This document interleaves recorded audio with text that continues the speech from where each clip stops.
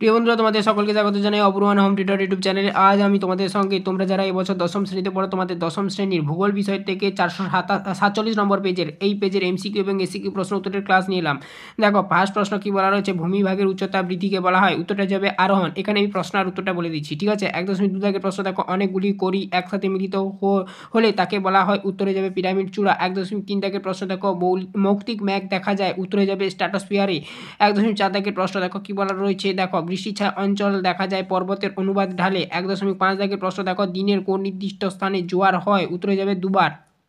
1.5 থেকে প্রশ্ন থাকো, দিনের কোনো নির্দিষ্ট স্থানে জোয়ার হয় দুবার হবে, উত্তরটা আবারও রিপিট করলাম। 1.6 থেকে প্রশ্ন দেখো, শৈবাল সাগর দেখা যায়, উত্তরে যাবে আটলান্টিক মহাসাগরে। 1.7 থেকে প্রশ্ন দেখো, আর্সেনিক একটি বিষাক্ত বজ্র। 1.8 থেকে প্রশ্ন দেখো, দুন কথার অর্থ হলো উপত্যকা।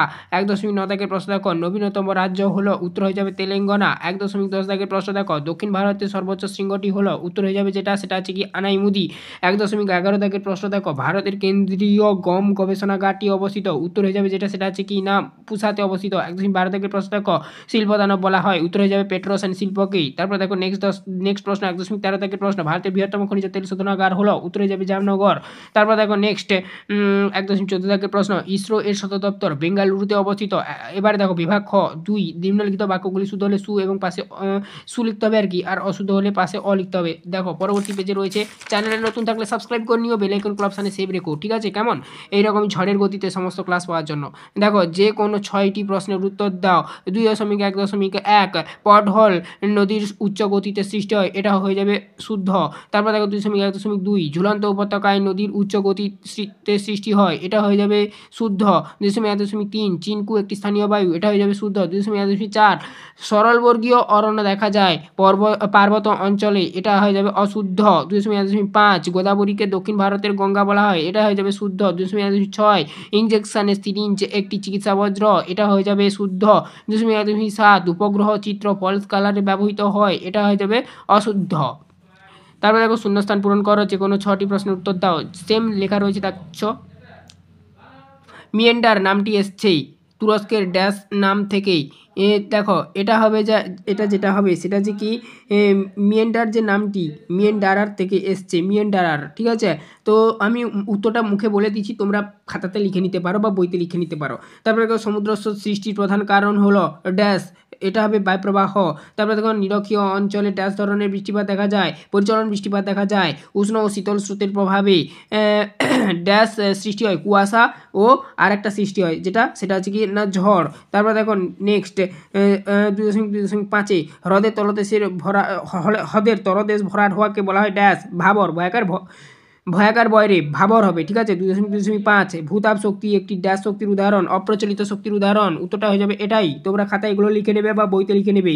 তারপরে দেখো নেক্সট কি বলা হচ্ছে, দেখো 2.7 দেখো কি বলা হচ্ছে, ভারতের জনসংখ্যা ড্যাশ জন পার বর্গ কিমিতে, 382 জন পার বর্গ কিমিতে। 3.1 নদীর ষষ্ঠ ঘাতের সূত্রটি কে প্রদান করেছিল, উত্তর হয়ে যাবে ডাব্লিউ হপকিং।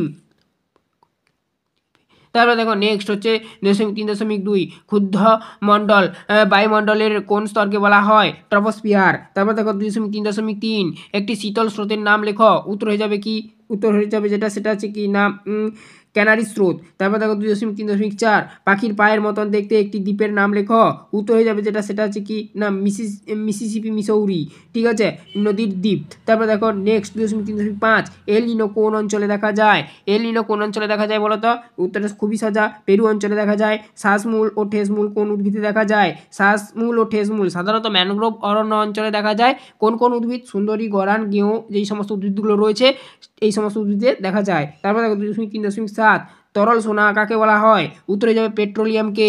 তারপর দেখো নেক্সট কি বলা রয়েছে, দেখো কন্ট্রোল লাইন কি রং দিয়ে দেখানো হয়, বাদামি রং দিয়ে। কন্ট্রোল লাইন তোমরা যখন গ্র্যাজুয়েশন করবে বুঝতে পারবে, ফার্স্ট সেমিস্টারে রয়েছে, করতে হবে তোমাদেরকে। তারপর দেখো বাম দিকের সাথে ডান দিক গুলি মিলিয়ে লেখো, বাম দিক ডান দিক। দেখো বাম দিক ডান দিক কি বলা রয়েছে, দেখো কালো হিরে, কয়লা, দুন উপত্যকা। তারপর দেখো হিমাটাইট, লোহা, সিলিকন ভ্যালি, বেঙ্গালুরু, ঠিক আছে। এই ছিল টোটাল তোমাদের এই পেজের এমসিকিউ এসিকিউগুলো করিয়ে দিলাম। পরবর্তী পেজ দেখো যা রয়েছে তার এমসিকিউ এসিকিউগুলো করা রয়েছে, প্লে লিস্টের মধ্যে পেয়ে যাবে, প্লে লিস্ট লিঙ্ক ভিডিও ডেসক্রিপশনে দেওয়া রয়েছে। আবারও বলছি, চ্যানেলে নতুন থাকলে সাবস্ক্রাইব করে নিও, বেল আইকন অপশানে সেভ রেখো, কলেজ পর্যন্ত সমস্ত বিষয়ের ক্লাস পাওয়ার জন্য।